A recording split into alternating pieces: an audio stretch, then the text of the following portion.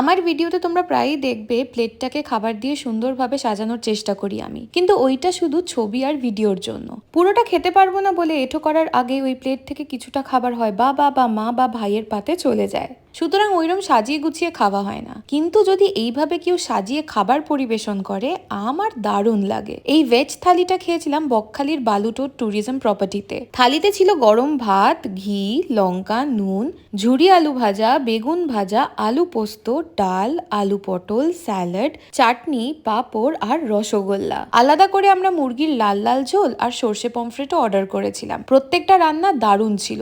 আলু পোস্ত আর পটল দুটোই ভীষণ সুন্দর রান্না হয়েছিল। চিকেনের ঝোলটাও খারাপ নয়। মন জিতেছে এই বিরাট সাইজের পমফ্রেটটা। যেমন টাটকা তেমন অসাধারণ রান্না। রসগোল্লাটা বাদে বাকি সব ভালো লেগেছে। আমার মতো যারা যারা এরম গুছিয়ে থালি খেতে পছন্দ করো, কমেন্ট সেকশনে একটা লাল হার্ট দিয়ে দিও তো।